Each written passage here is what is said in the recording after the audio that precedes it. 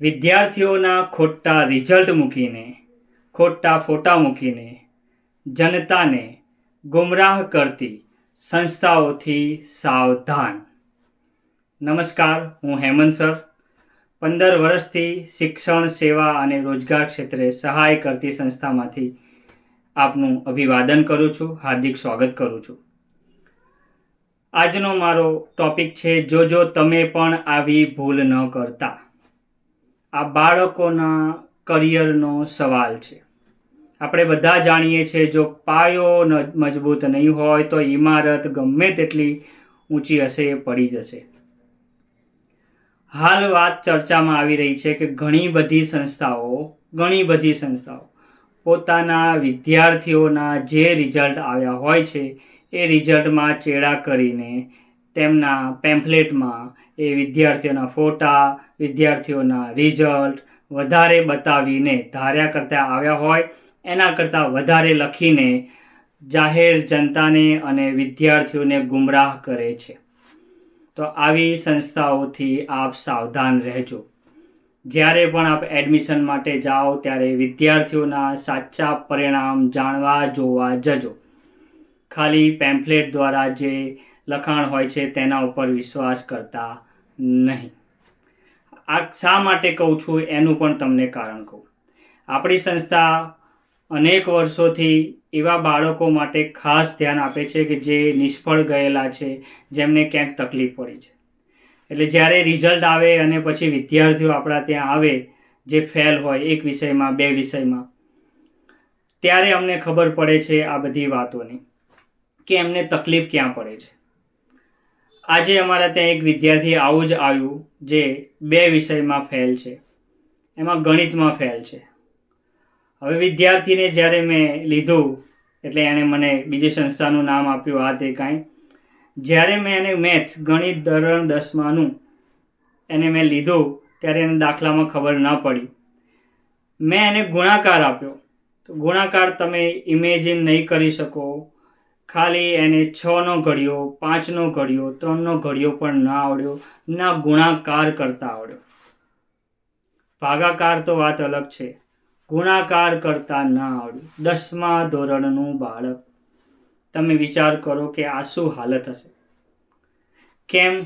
કારણ કે વાલી મિત્રો શું કરે છે, શું જોવે છે, મોટા હોર્ડિંગ્સમાં લગાવેલી હોય, પેમ્ફલેટમાં લગાવેલું હોય 90%, 80%, 70%, એટલે જઈને એડમિશન લઈ લેતા હોય છે. એ બતાવીને, અચ્છા અહીંયા આટલું સારું રિઝલ્ટ છે તો સારું ભણાવતા હશે. એ રિઝલ્ટના માધ્યમથી ત્યાં એડમિશન લઈ લે છે અને વાલી ફી ભરી દે છે, 10,000, 15,000, 20,000 જે રીતે હોય એ ભરી દીધા પછી જ્યારે વિદ્યાર્થી એડમિશન લઈને અંદર જાય છે અને ભણે છે 1 દિવસ, 2 દિવસ, 4 દિવસ, પછી સમય એવો આવે છે કે હવે એને કાંઈ ખબર નથી પડતી, કારણ કે એનો બેઝિક પાયો જ નથી. અને પાયો ન હોવાને કારણે એને એ રિઝલ્ટ અહીં દેખાતું નથી. એવા કોઈ મેન્ટોર એમને મળતા, એવા ગાઈડલાઈન કરવાવાળા કે એમને જે બેઝિક તકલીફ છે એ દૂર થતી હોય. અને આના કારણે, એ ગુમરાહના કારણે એ બાળકનું ભવિષ્ય ધૂંધળાય છે ને બાળક ફેલ થાય છે. સામે વાલીએ ફી ભરી દીધી હોવાને કારણે વાલી બીજી જગ્યાએ પણ જઈ શકતા નથી. એટલે મજબૂરન આખું વર્ષ ત્યાં જ રહેવું પડે છે અને સરવાળે એનું 1 વર્ષ તો બગડે છે. જિંદગીમાં 2 માર્કશીટ, 3 માર્કશીટ હાથમાં આવે છે.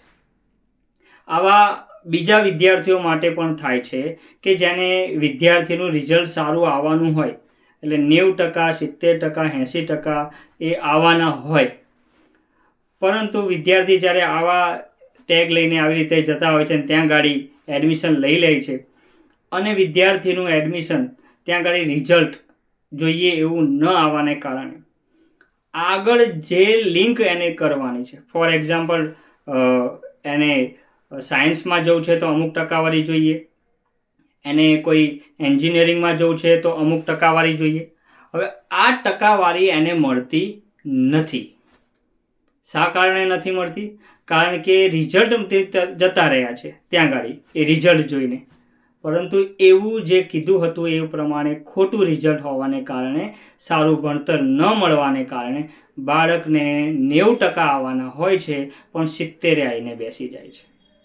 અને આના કારણે પછી એને જ્યાં કરિયર બનાવવાનું હોય છે એની સામે એને સેક્રિફાઈસ કરવું પડે છે, બીજી ફિલ્ડ પસંદ કરવી પડે.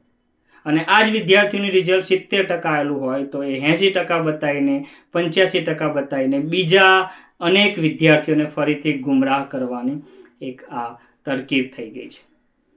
સમય અત્યારે દૂધ નહીં, છાશ નહીં, પાણી પણ ફૂંકીને પીવાનું આવી ગયો છે. તો આપ સૌ જાહેર જનતાને અને મારા સ્નેહી મિત્રોને જણાવવાનું કે આ વિડીયો બને એટલો લોકો સુધી જરૂર પહોંચાડશો. જરૂર લોકોને માહિતગાર થવાય, કારણ કે હવે જેવું 10મા 12માનું રિઝલ્ટ પછી આવી ગયા પછી આ નાની નાની સંસ્થાઓ તો કરે જ છે, મોટી મોટી સંસ્થાઓ મોટા મોટા હોર્ડિંગ્સમાં એક જ વ્યક્તિનો ફોટો 2 2 4 4 અલગ અલગ સંસ્થાઓવાળા લગાવીને પણ બાળકોને ગુમરાહ કરતા હોય છે. અને લાખો રૂપિયા બાળકોના, ચલો પૈસા તો ઠીક છે, ઈશ્વર એમ થાય કે આપણે કમાઈ લઈશું, પણ બાળકનું કરિયર નથી બનતું, ત્યાં થોડી તકલીફ પડતી હોય છે.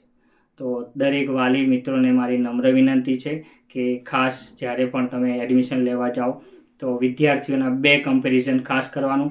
હાલનું પરિણામ જે આવ્યું છે એ પેમ્ફલેટમાં જે પરિણામ છે બંને સરખા છે કે અલગ છે, અને બીજું તેના અગાઉના ધોરણમાં ટકાવારીમાં કોઈ વધારો આવ્યો છે કે નથી આવ્યો. અમુક વાર એવું પણ થતું હોય કે વિદ્યાર્થી ઓલરેડી પહેલેથી 90% લાવતું જ વિદ્યાર્થી હોય અને એ સંસ્થામાં આવીને 90% લાવે છે, એ તો ઓબ્વિયસલી એ તો ટકા એના જ પોતાની જ મહેનતના છે. કોઈ એવો વિદ્યાર્થી છે જેના 60% આવતા હતા, જેના 40% 50% આવતા હતા, અને હવે એના વિદ્યાર્થીના 70% 72% 90% આવા વધી રહ્યા છે, તો આપણે સમજવું કે એનો ગ્રોથ થઈ રહ્યો છે. તો આ રીતે તમે કમ્પેરિઝન કરી શકો છો. અને વિદ્યાર્થીઓને અને વાલીઓને મારી નમ્ર વિનંતી છે, આના ઉપર જરૂર ફોકસ આપશો અને આપના બાળકનું જીવન ખૂબ ઉમદાઈ નીવડે એવી શુભેચ્છા સાથે હું હેમંત સર રજા લઉં છું. ધન્યવાદ.